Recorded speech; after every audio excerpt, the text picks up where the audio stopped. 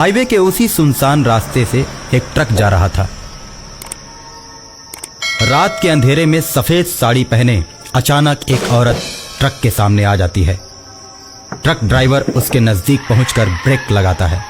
वो औरत हाथ देकर कहती है, भाई साहब, हाईवे पर ही 10 किलोमीटर आगे मेरा गांव पड़ता है, मुझे वहां पहुंचने में मेरी मदद कीजिए। हाँ ठीक है मैडम, आकर बैठ जाइए। औरत गाड़ी पर आकर बैठ जाती है और कहती है, भैया तुम गाड़ी ठीक से नहीं चला रहे हो, लगता है तुम ड्राइवर नए हो। एक तो मैंने आपको गाड़ी पर बैठाकर गलती की और आप मेरे ही बारे में गलत बोलती जा रही हैं। अरे इतना ही डर है तो मैं गाड़ी रोक देता हूँ, आप उतर जाइए। उतरने की बात करता है? अगर मैं ट्रक से नीचे उतरी तो तू भी मेरे साथ चलेगा। मैं ट्रक चलाना जानती हूँ। आगे हाईवे का घुमावदार मोड़ है जिसे मौत का मोड़ कहते हैं, जहाँ नए ड्राइवर्स का अक्सर एक्सीडेंट हो जाता है। और अगर तुम अपनी और मेरी जान की भलाई चाहते हो तो मुझे गाड़ी चलाने दो। जब मैं मौत का मोड़ पार कर लूंगी तब तुम गाड़ी चलाना, नहीं तो मुझे पूरा विश्वास है कि मौत के मोड़ पर तुम्हारी गाड़ी का एक्सीडेंट हो जाएगा। मैं तो तुम्हें बचाने के लिए ऐसा कह रही हूँ और तुम मुझे ही गलत समझ रहे हो। अच्छा तो ये बात है, फिर तो आप ही गाड़ी चलाइए, मैं भी थोड़ा आराम कर लेता हूँ। वो औरत जैसे ही गाड़ी के स्टीयरिंग को पकड़ती है, गाड़ी हवा से बातें करने लगती है, जिसे देखकर ड्राइवर के पसीने छूटने लगते हैं। अरे इतनी तेज गाड़ी तो मैंने कभी नहीं चलाई। अभी अपना मुंह बंद रखो, सामने मौत का मोड़ आने वाला है। ड्राइवर चुप हो जाता है और सामने से आते हुए ट्रक को औरत देखती है। उसके बाद उसमें इस तरह टक्कर मारती है कि वो पलटकर हाईवे पर गिर जाता है और उसके ड्राइवर और कंडक्टर दोनों मर जाते हैं।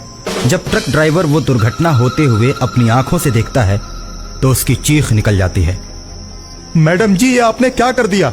मैंने कुछ नहीं किया। हाईवेज पर अक्सर ऐसे हादसे होते रहते हैं।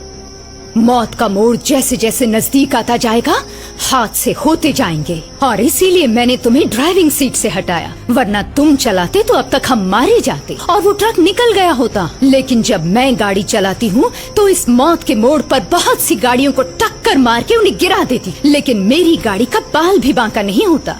वो तो शुक्र है कि मैं तुम्हें मिल गई, वरना तुम और गाड़ी दोनों गायब हो जाते।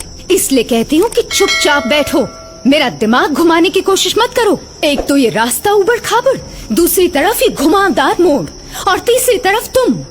कहने को तो ये हाईवे है, मगर इस पर भी बड़े बड़े खड्डे बने हुए हैं। कोई ध्यान ही नहीं देता। किसी को क्या फिक्र है? गाड़ी पलटती है, ड्राइवर गिरते हैं, गिरने दो। मैडम 10 किलोमीटर तो पार कर गए, आपका गाँव तो कब का जा चुका है।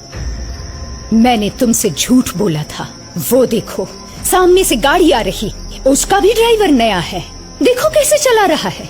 अब इस मौत के मोड़ के रास्ते पर उसको मरना ही पड़ेगा। जिसको गाड़ी ढंग से चलाने नहीं आती उसे मरना ही पड़ता है। ऐसा कहकर सामने से आने वाली गाड़ी को टक्कर मारकर खाई में गिरा देती है। ड्राइवर आश्चर्यचकित रह जाता है। देखो ये भी गया। आज की दुनिया में तुम लोगों को नहीं मारोगे तो वो तुम्हें मार देंगे, इसलिए मैंने दोनों ट्रकों को जानबूझकर टक्कर मारी। अगर वो नहीं मरते तो हमें टक्कर मार के मार देते। इसलिए कभी कभी दूसरों को मारना जरूरी हो जाता है। खुद को बचाने के लिए कुछ भी करना पड़ता है। ड्राइविंग के अलावा आप बहुत कुछ दुनिया के बारे में जानती हैं। मैंने भी तो आपको जानबूझकर ही बैठाया है। मैं जानता हूँ हाईवे पर मौत के मोड़ पर दहशत फैलाने में आप ही का हाथ है। मैडम मैंने इसीलिए आपको अपनी गाड़ी पर बैठाया है ताकि हमेशा हमेशा के लिए आपका खेल खत्म कर दूं।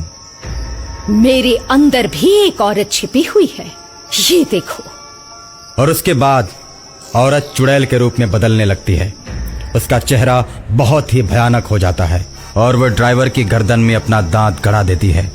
लेकिन ड्राइवर किसी तरह से अपने आप को छुड़ाकर गाड़ी से कूद जाता है और चुड़ैल को दौड़ाते हुए जंगलों के बीच ले जाता है। और कुछ देर के बाद ड्राइवर जंगल में एक छोटे से मंदिर के पास जाकर रुकता है। वहां की सीढ़ियों पर चुड़ैल चढ़ नहीं पाती। ड्राइवर अपने आप को सुरक्षित महसूस करने लगता है और मंदिर के ऊपर टंगी हुई घंटी को तोड़ लेता है और उसी से मारकर हाईवे की चुड़ैल का अंत कर देता है।